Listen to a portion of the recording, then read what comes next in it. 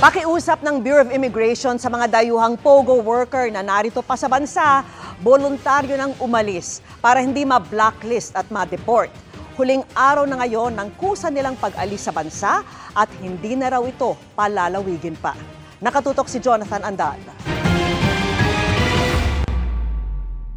Humabol sa December 31 deadline ang mga banyagang POGO worker na ito. Hanggang ngayong araw na lang kasi ang ibinigay sa kanilang palugit ng gobyerno para umalis ng Pilipinas. Wala na pong extension, no extensions for this deadline. Anyone who will be left in the country after the December 31 deadline will be blacklisted and deported from the Philippines. In the past few days po, may mga na-monitor tayo ng mga ganito big groups of foreign nationals that were leaving, used to be working in online gaming companies. And siguro ngayon, yung last day, siguro a few thousand na lang yung natitira.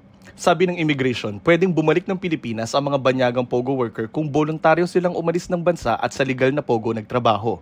So kung meron po silang rason, meron silang legitimate reasons to come back to the Philippines, kagaya po ng ibang naririnig natin na meron ng mga pamilya dito sa Pilipinas, then they may do so po. Maaari po silang i-consider pagbalik po dito sa Pilipinas dahil hindi sila blacklisted. Noong December 15, pakanselado ang lahat ng lisensya ng mga POGO. Pero sabi ng Presidential Anti-Organized Crime Commission, meron pa ring patagong nagpapatakbo ng mga POGO na anilay mga small scale o maliliit ang operasyon.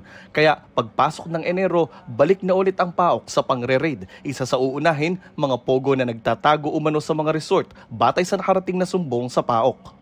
Minsan uupahan nila yung buong resort. Operan sila ng malaking amount yung may-ari. At uupahan nila ng 6 months hanggang 1 year. Oo, yan ang mga nasa priority list natin. May natanggap din daw silang mga sumbong mula sa mga opisyal ng gobyerno sa mga probinsya na may napansin umanong indikasyon ng POGO sa kanilang lugar.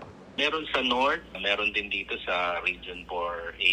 Kasi nakakakita sila ng mga daladalang isang truck na computer, may mga gamit, tapos may mga cables, tapos ang pinalalabas sa kanila is magtatayo ng mga call centers, pero actually wala namang pinapakita mga permit. So nagtatanong sa atin yung mga local government officials kung paano ang dapat gawin. Para sa GMA Integrated News, Jonathan Andal, nakatutok, 24 oras.